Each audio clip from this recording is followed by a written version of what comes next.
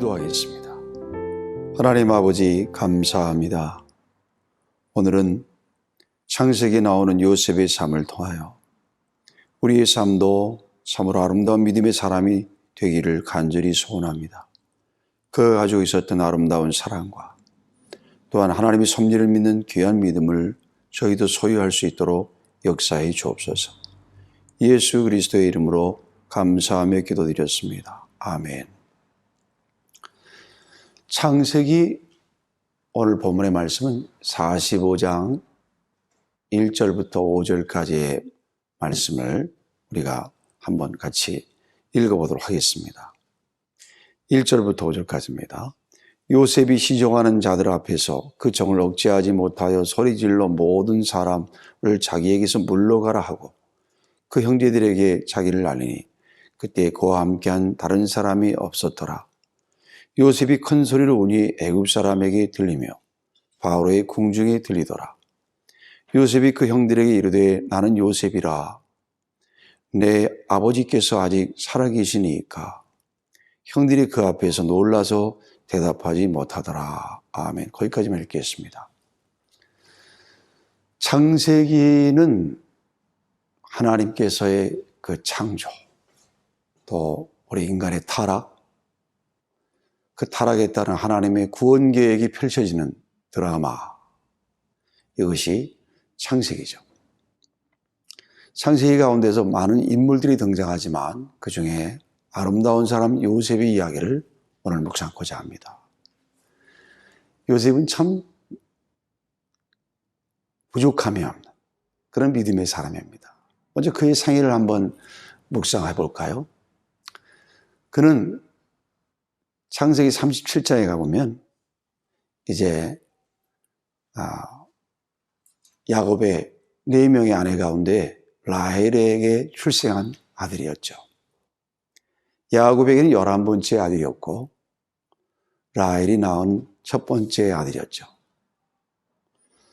그런데 이 야곱은 요셉을 참 사랑합니다.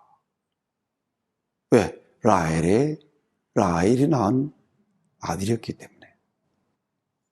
더군다나 라헬이 이 베냐민, 그러니까 요셉의 동생을 낳다가 죽죠. 그래서 더군다나 야곱은 이 요셉을 참으로 끔찍이 사랑합니다. 어떻게 보면 편애하죠.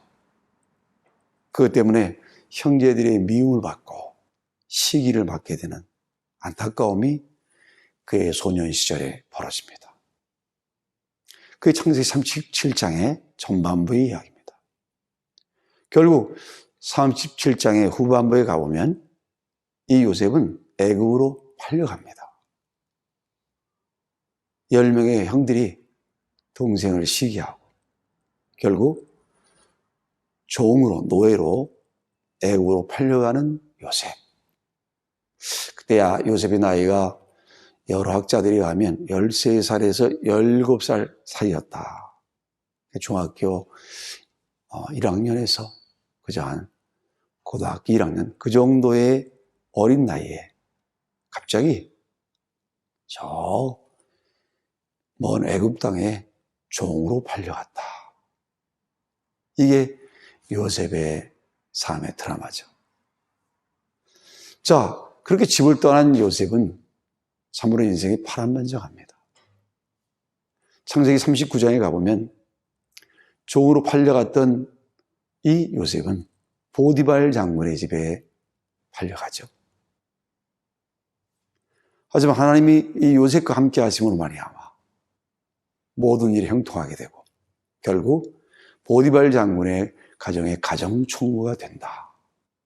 그러니까 어디에 가든지 하나님이 함께 하심으로 요셉의 삶이 형통했던 걸 볼 수가 있죠. 결국 그 가정총무로서 성실하게 일했던 요셉이 보디발의 아내의 눈에 들게 되죠. 아무도 없던 그날 보디발의 아내는 요셉을 유혹하고 요셉에게 동침을 요청했지만 요셉은 하나님, 그분을 잊어버리지 않았습니다. 내가 어찌 하나님 앞에 득죄하리까? 결국 무시를 당한 보디발의 아내는 요셉을 모함하고 결국 요셉은 감옥에 갇히게 됩니다. 참으로 안타까운 일이죠. 그런 안타까운 일을 겪었음에도 불구하고 요셉은 하나님을 원망하거나 다른 사람에게 복수의 칼날을 갈지 않고 하나님의 섭리를 믿습니다. 결국 감옥 안에서도 감옥의 그러한 관원장, 교도소장의 눈에 들게 되고요. 결국 감옥의 재반 업무를 다 위임받고 감옥에 있는 죄수들을 섬기는 일에 쓰임받습니다. 그러던 어느 날 애굽의 왕이었던 바로의 술 맡은 관원, 떡 굽는 관원, 술 맡은 관원은 그 바로 왕이 술 마시기 전에 자기가 먼저 음료를 마셔보는 사람이고요. 또 떡 굽는 관원은 요즘으로 말하면 직접 바로의 음식을 요리하는 그런 요리사였었죠. 근데 무슨 연고인지 두 사람이 함께 감옥에 들어왔고요. 결국 어느 날 꿈을 꾸는데 그 꿈으로 고민하던 이 술 맡은 관원, 떡 맡은 관원은 요셉에게 자기들이 고민을 털어놓고 요셉은 술 맡은 관원은 석방되고 떡 맡은 관원은 죽게 된다는 꿈 해몽을 하게 되죠. 결국 술 맡은 관원은 석방이 되고요. 요셉의 그러한 간절한 탄원을 난 억울하게 여기 들어왔다고 자기의 사정을 알려달라고 했지만 잊어버렸어요. 그렇게 2년의 세월이 지나고 어느 날 애굽왕 바로가 꿈을 꿉니다. 그런데 애굽 왕국에 있는 그 누구도 그 꿈을 해석할 사람이 없었어요. 그때 요셉은 생각이 납니다. 바로시여, 내가 감옥에 있었을 때 제 꿈을 해석했던 사람이 있었습니다.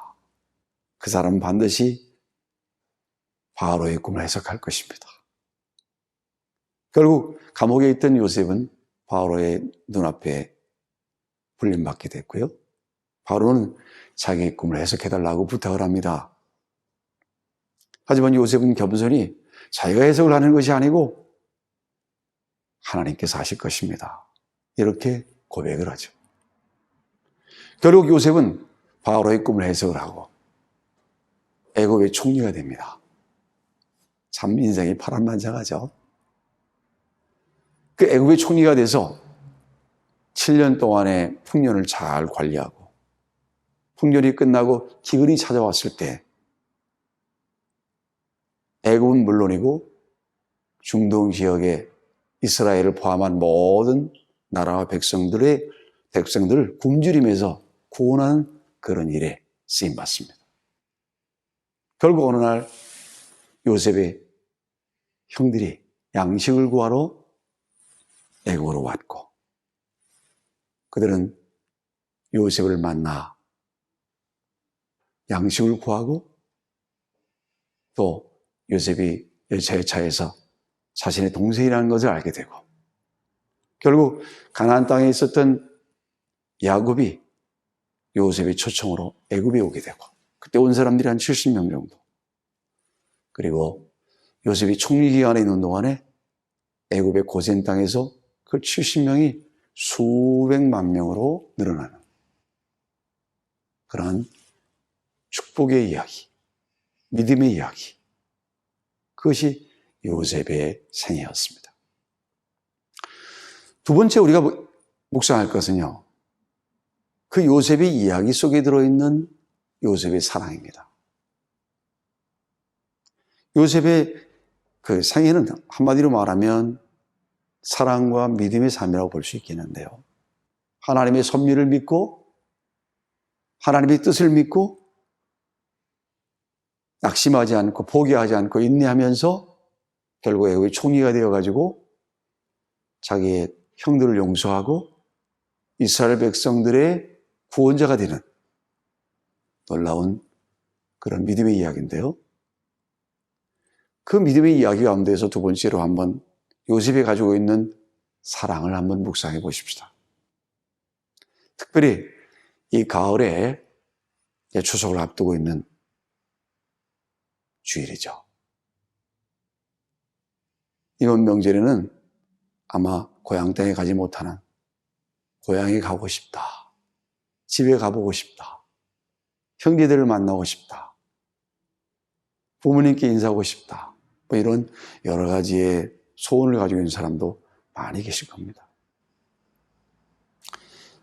그런 여러분과 제가 10대의 중반기, 13살에서 17살의 고향 땅을 떠나서 30대 중반의 나이에 형들을 만나게 되는 20년의 세월이 지나고 난 뒤에 형들을 만나게 되는 요셉의 사랑 이야기. 오늘 이 추석에 묵상해 보지 않으시겠습니까? 도대체 요셉은 자기를 팔아버린 10명의 형들을 어떻게 용서할 수 있었을까? 그 비밀이 무엇일까?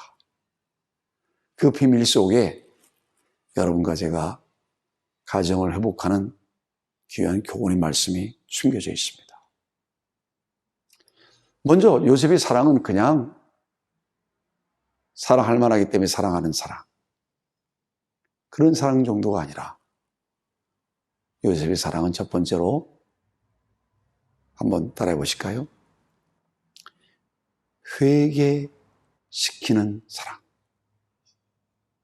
요셉의 사랑은 형들을 회개시키는 그런 사랑이었습니다. 여러분, 회개라는 말이 무엇입니까? 그저 후회하고 눈물을 흘리는 정도의 그런 삶이 아닙니다. 잘못을 깨닫고 방향을 전환하는 것. 아, 내가 잘못 살았구나. 그 길에서 돌아서는 것, 그게 바로 회개인 것이죠. 요셉은 하나님께 죄지은 자기를 팔아버렸지만 형제를 팔아버린 자기 형들이 하나님 앞에 득죄한 것을 알고 있죠.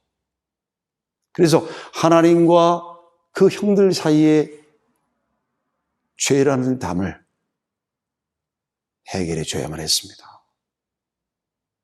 그래서 형들이 처음에 양식을 구하러 자기를 찾아왔을 때 자기가 요셉이라고 고백하지 않습니다. 나는 요셉이라. 히브리 말로 요셉. 히브리 원어로 말하면 아니요 요셉. 이렇게 나는 요셉이라 이런 고백을 얼마든지 할 수 있었지만 처음부터 그렇게 하지 않습니다. 처음에는 요셉이 아닌 것처럼 행동하죠. 여러 가지 사건들을 통해서 형들을 괴롭힙니다. 사실 그것은 형들을 괴롭히고자 했던 것이 아니라 형들의 마음속에 회개의 마음을 불러일으켜 하나님과 형들 사이의 죄라는 담을 해결해 주고 싶은 그러한 요셉의 형제를 향한 사랑이 숨어 있었던 겁니다. 여러분, 가족 간에도 형과 동생 사이에, 누나와 동생 사이에, 부모와 자식 사이에 얼마든지 담이 생길 수 있어요. 어떤 사건 때문에. 이걸 어떻게 해결할 수 있습니까? 요셉의 사랑을 보십시오. 형들이 자기들의 잘못을 깨닫고 그냥 죄책감에서 끝나지 아니하고 그 죄책감을 해결할 수 있는 그런 회개를 불러일으키는 요셉의 사랑. 여러분과 저도 배워야 합니다. 두 번째로 회개시키는 사랑 정도가 아니라 용서하는 사랑이었습니다. 용서하는 요셉의 사랑. 여러 가지 사건을 통해서 형제들이 자기들의 잘못을 다시 깨닫게 됩니다. 양식을 사고 집으로 돌아가는 길에 보니까 양식 포대 속에 자기들이 양식값으로 지불했던 돈이 그대로 들어있었죠. 결국 여차에 차에서 저 베냐민을 애굽의 왕국의 요셉의 집에 두고 가야 되는 그런 상황이 찾아왔을 때 요셉의 형 유다는 고백하자, 우리가 옛날에 동생을 팔아버린 그 죄 때문에 우리가 이런 일을 당한다 하면서 자기들이 죄를 회개하고, 요셉에게 유다는 말합니다. 동생 베냐민 대신 저를 제가 죄값을 치르게 해달라고 그렇게 얘기를 하죠. 그때 요셉은 히브리 말로 아니 요셉, 우리말하고 좀 비슷해요. 아니요 요셉, 나는 요셉이라 하고 형들에게 자기의 정체를 고백하고 통곡하는, 밖에 있는 요셉의 집 밖에 있던 사람들도 요셉이 통곡하는 그런 사연을 왕궁에 전하는 그런 일들이 벌어지는, 용서하는 요셉의 사랑, 얼마나 아름답습니까? 이번 명절에도 가족 간에 용서할 수 있는 귀한 기회가 될 수 있게 되길 바랍니다. 어떻게 용서할 수 있을까요? 모든 것을 하나님의 관점으로 보니까 가능했던 겁니다.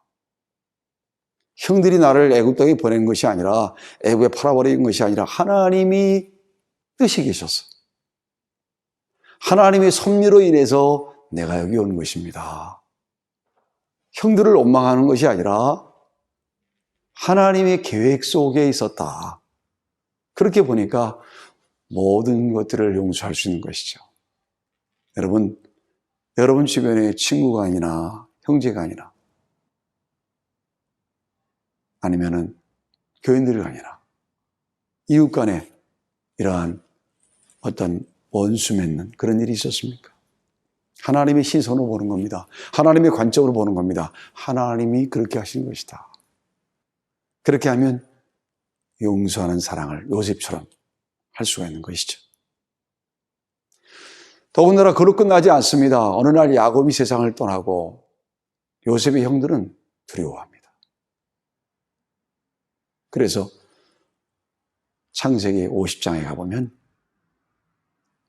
아버지 야곱이 죽었을 때 막 두려워 떱니다. 우리를 용서해달라고, 우리를 죽이지 말아달라고 그렇게 말했을 때 요셉은 아직도 형들이 자기들이 요셉을 팔아버린 일로 말미암아 언젠가 요셉이 자기들이 원수를 갖겠지 하는 두려움을 갖고 있다는 사실을 깨닫고 안타까워했죠. 그리고 형들을 위로합니다. 형님들과 형님의 자녀들을 제가 잘 기를 것입니다. 위로하는 요셉의 사랑. 여러분, 이번 명절에 여러분과 제가 위로해야 될 가족들이 참 많습니다. 동생을 위로하고, 형을 위로하고, 누나를 위로하고, 아버지 어머니를 위로하고, 아들, 딸을 위로하는 그런 귀한 날들이 되기를 바랍니다. 이게 오늘 창세기 37장부터 50장까지 나와 있는 요셉의 사랑 이야기죠. 하지만 여기서 끝난다면 여러분과 제가 되지 않습니다. 세 번째로 우리가 묵상해야 될 묵상은 요셉의 생애와 요셉의 사랑 이야기 속에 숨겨져 있는 하나님의 섭리를 믿는 요셉의 믿음입니다. 여러분, 요셉의 삶의 비밀은 바로 하나님의 섭리, 하나님의 뜻을 믿는 그의 믿음인 것이죠. 사실 아브라함이나 이삭이나 야곱은 약점들이 많았어요. 그런데 요셉은 참 부족함이 없는 믿음의 사람이었습니다. 하나님께서는 아브라함이나 이삭이나 야곱의 삶을 고치시는데 참으로 많은 애를 쓰셨어요. 근데 요셉은 참 하나님의 마음을 기쁘게 하는, 인내하는 믿음, 하나님의 섭리를 믿는 귀한 믿음을 갖고 있었죠. 여러분과 저도 이 계절에 지금처럼 코로나19로 인하여 아무런 희망이 보이지 않는 바로 이럴 때 주변에서 여러분과 제가 들을 수 있잖아요. 우리 희망이 없어요. 그들과 제가 어떻게 여러분과 제가 가질 수 있을까요? 희망을. 그건 다른 것이 아닙니다. 하나님의 섭리. 코로나19 속에 낙심하고 절망하는 그런 우리의 모습이 아니라 희망을 잃어버리고 포기해버린 운명적인 그런 인생이 아니라 요셉 보세요. 요셉은 모든 것을 운명으로 보고 포기하고 낙심하는 사람이 아니었어요. 형들에게 팔렸을 때도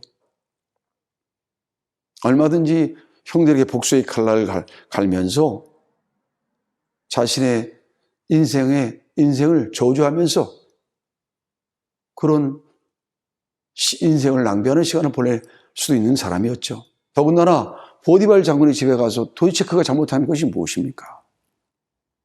하나님 앞에 득죄하지 않으려고 혈기방장한 젊은 시절 이 보디발 장군의 아내의 청을 거절한 그런 것밖에 없잖아요. 정직하게 살려고, 진실하게 살려고, 믿음으로 살고자 했던 그에게 찾아왔던 감옥의 고통.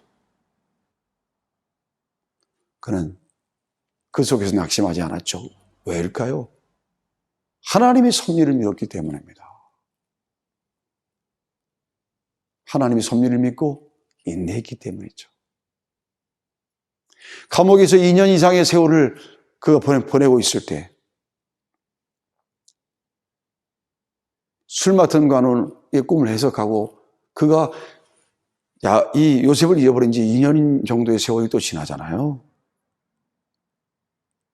그런데도 그 속에서도 자기를 잊어버린 사람에 대해 원망하지 않고 하나님의 섭리를 믿고 기다렸던 요셉. 여러분과 저에게 뭘 얘기해 주고 있습니까? 하나님의 섭리를 믿는 그의 놀라운 것은요, 여러분과 저에게 많은 도전을 해줍니다. 먼저 하나님의 섭리를 믿었던 요셉은요, 모든 환경을 이겨내는, 환경을 극복하는, 모든 환경을 다스릴 줄 아는 그런 사람인 것을 보여주죠. 여러분, 환경이라는 건 참으로 어렵습니다. 요즘 코로나19라는 환경 때문에 얼마나 많은 고통을 백성들이 겪고 있습니까? 그런데 요셉은 막 감옥에 들어가고 종으로 팔려가고 억울한 누명을 쓰고 미움을 받고 시기를 당하고 참으로 어려운 환경 속에 있었잖아요. 근데 그런 환경 속에서도 폐인이 되지 않아요. 아름다운 하나님의 사람이 되어가죠. 환경을 극복한 것이죠. 더군다나 요셉이 애굽의 총리가 돼서 한 사람의 바로만 모신 것이 아니에요. 바로가 바뀌어도 계속 애굽의 총리로 있었어요. 애굽의 2인자, 최고의 자리에 있었던 거죠. 요즘으로 말하면 대통령 같은 자리에 계속 있었어요. 1년이 아니라 수십 년 동안. 그런데도 하나님 앞에 겸손하고 백성 앞에서 겸손한 사람으로 살 수 있었습니다. 자기에게 좋은 환경이 찾아왔을 때도 교만해지지 않고 그 환경을 잘 다스렸죠. 그 비밀이 뭐냐고요? 다 하나님의 섭리라는 거예요. 두 번째로 그 하나님의 섭리를 믿고 하나님을 늘 생각했던 이 요셉이 두 번째로 우리에게 보여준 아름다운 삶의 모습은 섬기는 사람, 겸손한 사람의 모습입니다.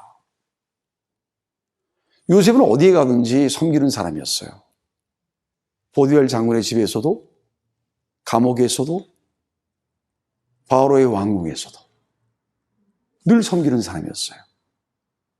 보디발 장군의 집에서는 보디발과 그 가족들을 섬기고, 감옥에서는 죄수들을 섬기고, 왕궁에 가서는 애국 백성들뿐만 아니라 주변의 모든 나라의 백성들, 심지어는 이스라엘 백성들을 섬겼죠. 여러분과 저의 삶의 비밀도 섬김에 있게 되기를 바랍니다. 돈을 벌어도, 지위를 가져도, 유명해져도 하나님이 섬기라고 그러시는구나. 섬기는 사람 될 수 있게 되기를 바랍니다. 섬기는 사람 정도가 아니라 그는 겸손한 사람이었어요. 하나님 앞에 겸손하고 사람들 앞에 겸손하고. 꿈의 회복을 할 때도 제가 하는 것이 아닙니다. 하나님이 하십니다. 그리고 바로에게도 늘 겸손함을 잊어버리지 않았죠. 백성들에게도. 그 누구에게도 그 어디에서나 겸손함을 잊어버리지 않았던 요셉. 저와 여러분이 배워야 합니다. 그냥 배워지지 않아요. 그의 삶의 비밀은, 그의 겸손의 비밀은 하나님이 하셨다. 하나님이 함께 하셨다. 하나님이 역사하셨다는 사실을 잊어버리지 않은 것이죠. 뿐만이 아닙니다. 요셉은요, 더군다나 나아가 그는 전도자의 삶을 언제나 살았습니다. 전도자의 삶을 요셉이 어떻게 살았냐고요? 말로 살고 그의 삶으로 살았어요.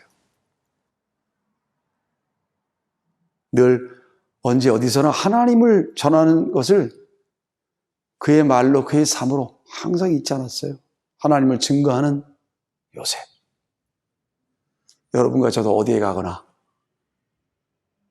언제든지 이번 명절에도 도로에 있든 시골집에 있든, 아니 시골에 가지 못하고 고향에 가지 못하고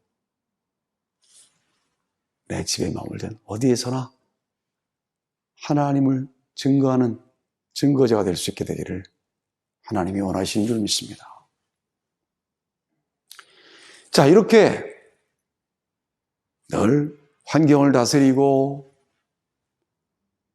늘 섬기고 겸손한 사람으로 살고 그러면서도 늘 전도자의 삶을 잊어버리지 않았던 요셉. 그의 삶은 하나님께 쓰임받는 삶, 하나님께 쓰임받는 사람이 되었습니다. 그것도 악하게 쓰임받는 것이 아니라 선하게, 아름답게, 진실되게 쓰임받았죠. 바로가 바뀌어도 계속 요셉은 그 자리에 있으면서 계속 애국과 이스라엘과 그 백성들, 아니 하나님께 쓰임받는 아름다운 삶이 되었습니다. 여러분과 제가 왜 살아야 할까요? 하나님의 섭리에, 하나님의 뜻에 쓰임받게 되기를 주님의 이름으로 축원합니다. 그저 돈 많이 버는 정도의 삶이 아니고 돈 하나도 못 갖고 갑니다. 권세가 높아지는 그 정도의 삶이 아니라 공부 많이 해서 박사가 되고 교수가 되는 그런 정도의 삶이 아니라 내가 남은 생에 내가 하나님과 사람 앞에 쓰임받는 그런 인생이 되리라. 이러한 꿈을 갖게 되시기를 주님으로 축원합니다. 해와 달과 별들이 자신에게 절했던 꿈을 형제들과 아버지, 어머니에게 고백했던 요셉. 그 꿈은 이루어지죠. 어느 해인가 우리나라 월드컵 축구팀이 세계 4강이 되는 일이 있었죠. 그때 그들이 관중석에 펼쳐놓은 프랭카드의 제목이 뭔지 아세요? 꿈은 이루어진다. 여러분과 제 꿈도 반드시 이루어질 것입니다. 하나님의 섭리를 믿고 기다리시게 되길 바랍니다. 기도하시겠습니다. 꿈은 이루어진다. 요셉이 3일 통하여 배운 하나님의 교훈입니다. 모든 것을 하나님의 섭리로 알고 인내하고 기다리는 귀한 믿음의 사람이 되게 하여 주옵소서. 예수님의 이름으로 감사하며 기도드렸습니다. 아멘.